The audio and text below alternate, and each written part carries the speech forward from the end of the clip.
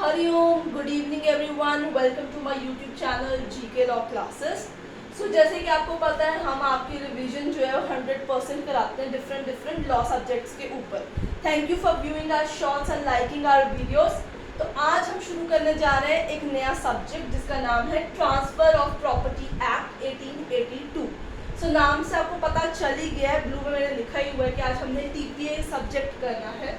तो ये सब्जेक्ट जो है बहुत सारे एग्जाम्स में आता है, चाहे वो आपका सेबी हो जाए, सीड कॉर्पोरेशन हो जाए, या आपने इसको आने वाले AEI-JEE के एग्जाम में लेना है, या UICCL इंश्योरेंस एरियाज के अंदर के एग्जाम में भी ये सब्जेक्ट आता है। यूजली इसकी वेटेज माइनर सब्जेक्ट्स में कैलकुलेट होती है, बट माइनर सब्जेक्ट भी मेजर सब्जेक्ट्स के साथ बहुत इंपॉर्टेंट होते हैं क्योंकि इनकी वेटेज चाहे कम है बट आपके नंबर ओवरऑल जब हम कैलकुलेट करते हैं तो उसमें इन्हांसमेंट ये माइनर सब्जेक्ट्स ही करते हैं। सो सारी गेम आपकी इन माइनर सब्जेक्ट्स की ही है। तो वीडियो को शुरू करने से पहले अगर आपको हमारे पिछले शॉर्ट्स और वीडियोस पसंद आई हैं तो आप उन्हें लाइक शेयर करना भूलिएगा मत। If you are new to the channel को सब्सक्राइब करना भूलिएगा मत। And if you have any kind of doubt आप कमेंट सेक्शन में मेंशन कर सकते हैं। वीडियो को स्टार्ट करने से पहले ही आप वीडियो को लाइक कर दीजिए ताकि हमें पता चल जाए that you are interested in this very subject. तो आइए शुरू करते हैं। और सबसे पहला टॉपिक हमारे पास आने वाला है आज, जो टीपीए के अंदर हमने करना है। जहाँ जहाँ मैं वर्ड टीपीए यूज़ करूँगी आप समझ जाइएगा मैं एक्ट का रेफरेंस दे रही हूँ, ठीक है, short for the whole act. सबसे पहले टॉपिक आएगा इंट्रोडक्शन। तो आज की वीडियो का हमारा मेन जो सारा एरिया ऑफ फोकस होगा वो इंट्रोडक्शन के ऊपर ही रहेगा। आइए शुरू करते हैं। सबसे पहले सेक्शन नंबर 1 जिसके अंदर हमेशा हर एक्ट के नीचे आता है कमेंसमेंट एक्सटेंट, ठीक है। So as you can see मैंने कमेंसमेंट को हाईलाइट किया और उसके आगे एक डेट लिखी हुई है, दैट इज 1 जुलाई 1882। तो अगर आम लैंग्वेज में कहा जाए तो ये अंग्रेजों के ज़माने का बना हुआ एक्ट है और इसकी कमेंसमेंट 1 जुलाई के साथ ही स्टार्ट कर दी गई है। अब बारी आती है इसकी जो एक्सटेंट है। तो हम एक्सटेंट इसकी जो है इसकी एप्लीकेशन ऑफ द एक्ट है प्रेजेंट सिनेरियो को ध्यान में रखते हुए ही अप्लाई करते हैं। तो ये जो है it applies to whole of India, it applies to whole of India except, वो जो एक्सेप्शंस हैं आपकी वो यहाँ पे आएंगी। मैंने अलग से उसका एक एरिया मार्क करके रखा ताकि आपको कोई कंफ्यूजन ना हो। सो होल ऑफ इंडिया के अंदर जब हम बात करेंगे तो 2-3 जगह ऐसी है जहाँ पे ये प्रोविजन जो है अप्लाई नहीं होता। सो एक्सटेंट की एक्सेप्शन, ठीक है। अब वो कहाँ है जहाँ ये एक्ट अप्लाई नहीं करता। सबसे पहले तो आज का जो पंजाब स्टेट है हमारा, वहां पे ये एक्ट अप्लाई नहीं होता है, ठीक है। मैं ब्रैकेट में क्रॉस लगा रही हूँ ताकि आपको पता चल जाए वहां पे ये एक्ट अप्लाई नहीं होता है। मुस्लिम लॉ वहां पे भी अप्लाई नहीं होता है, ठीक है। और आते हैं गवर्नमेंट ग्रांट्स। सरकार जब कोई जमीन ग्रांट में किसी पर्सन को देती है तो वो वाले भी टीपी के प्रोविजन के नीचे कैलकुलेट नहीं किए जाते। तो अब हम थोड़ा सा इनको जो है डिटेल में डिस्कस करेंगे। Punjab state, Muslim law provisions and government grant, ठीक है जी। सबसे पहले बात करेंगे हम पंजाब स्टेट के रिगार्डिंग। अब आपको मैं ये चीज़ बता दूं कि पंजाब के अंदर ये एक्ट अप्लाई नहीं होता है। यहाँ पे principle of justice, equity and good conscience ये प्रोविजन जो है रूल करते हैं। तो जब हम जमीन वाला एरिया जिस पे ये एक्ट नहीं करते वहाँ पे जस्टिस, इक्विटी और गुड कंसाइंस ही रूल किया जाता है। नंबर 2 हम बात करते हैं मुस्लिम लॉ। तो अब मुस्लिम लॉ की इसके अंदर बेसिकली क्या प्रोविजन आती है कि इन केस अगर कोई भी प्रोविजन ऑफ टीपीए जो है वो कॉन्ट्ररी हो जाता है to any of the rules of the Muslim law, ठीक है, तो उस केस के अंदर मुस्लिम लॉ ने ही प्रिवेल कर जाना है आपके ऊपर, ठीक है ना। जहाँ पे कॉन्ट्रैक्शन आ गई विद दिस एक्ट, इस एक्ट ने ही प्रिवेल कर लेना आपके पास। तो उन्होंने स्पेसिफिकली यही बताया हुआ है कि जो जैसे सपोज गिफ्ट आते हैं, अब हमने गिफ्ट जैसे आते हैं वो इसके अंदर रूल किए जाते हैं सारे कि गिफ्ट डीड अगर सर्टेन अमाउंट से ऊपर होएगी तो उसको रजिस्टर कराना पड़ जाएगा हमारे पास। But in case of Muslim law अगर वो गिफ्ट जैसे हिबा कहते हैं वो देते हैं, उस पर ये एक्ट अप्लाई नहीं होता है। इसी तरीके से कॉन्ट्राडिक्शन भी अपीयर होती है, जैसे इसके अंदर आता है रूल ऑफ परपेचुअलिटी, वो इसके साथ कॉन्ट्राडिक्ट करता है, उनकी जो वक्फ बोर्ड की स्टेटस है उसके साथ ये कॉन्ट्राडिक्ट कर जाता है, क्योंकि एक सर्टेन पॉइंट के बाद सब कुछ वक्फ बोर्ड में ही एसिमिलेट हो जाता है, तो वो परपेचुअलिटी और इसका जो है कॉन्ट्राडिक्शन क्रिएट हो जाता है। तो उस सर्कमस्टांस में भी उनका जो वक्फ प्रोविजन है वो जो है अप्लाई किया जाएगा, transfer of property act perpetuity rule में नहीं आएंगे।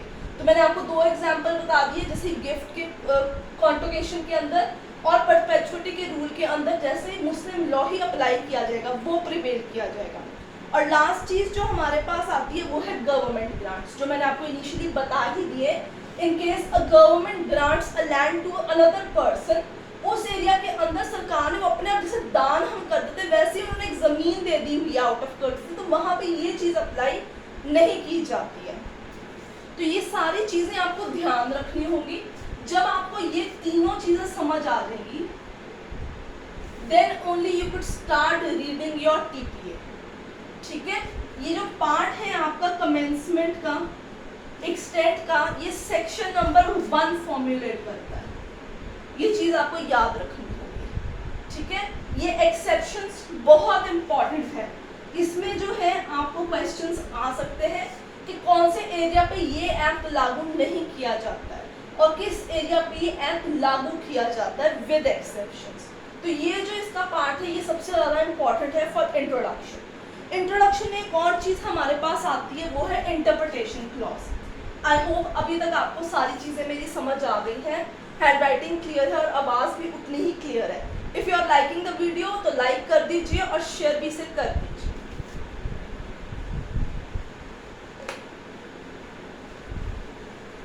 तो टॉपिक 1 इंट्रोडक्शन के अंदर एक चीज और आती है आपकी सबसे ज्यादा इंपॉर्टेंट, उसे कहते हैं सेक्शन नंबर 3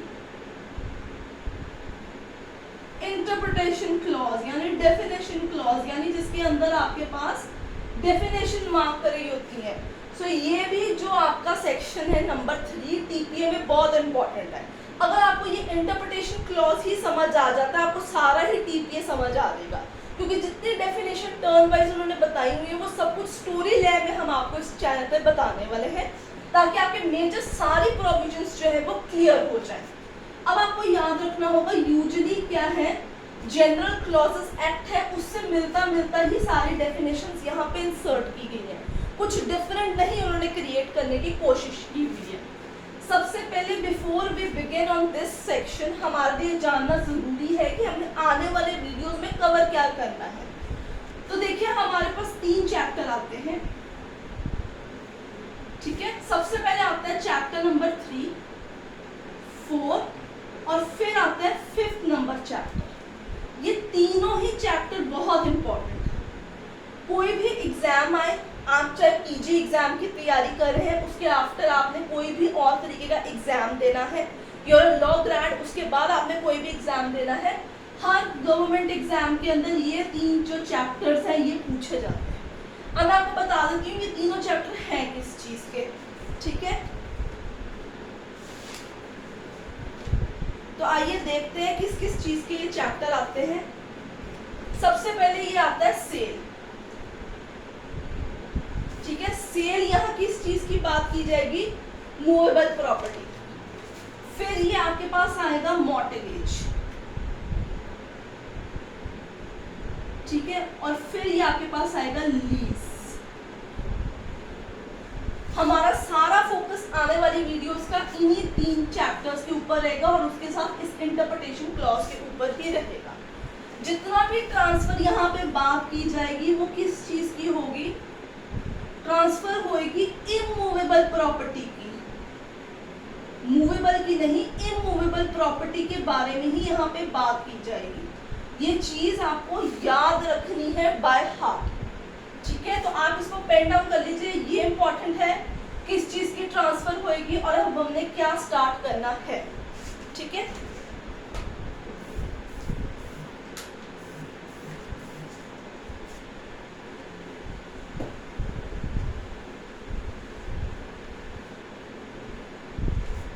तो आइए शुरू करते हैं सेक्शन नंबर 3 इंटरप्रिटेशन क्लॉज के साथ,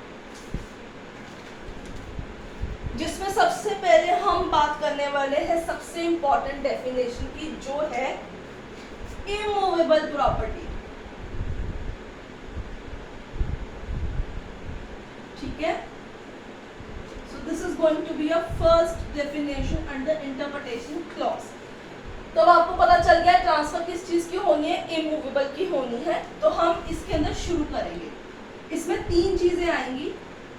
सबसे पहले तो जमीन, ठीक है, आप एग्जांपल लगा सकते हैं, आप जिस जमीन पे खुद खड़े हैं वही वाली जमीन इसके अंदर आएगी। दूसरी चीज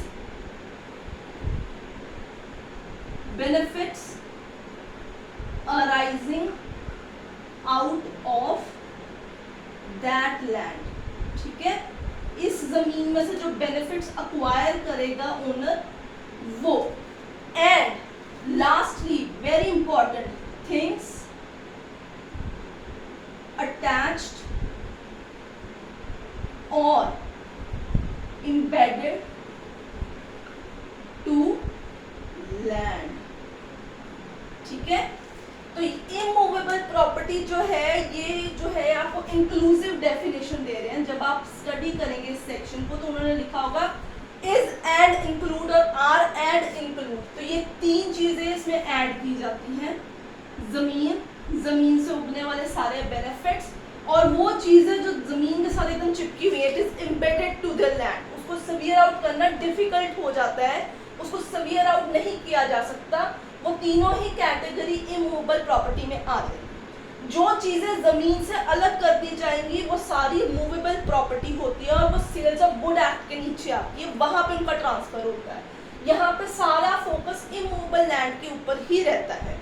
इसके अंदर जैसे उन्होंने इंक्लूसिव बताया वैसे एक्सक्लूसिव भी है, यानी कुछ चीजें हटी हुई भी है इसके अंदर, जैसे ग्रास,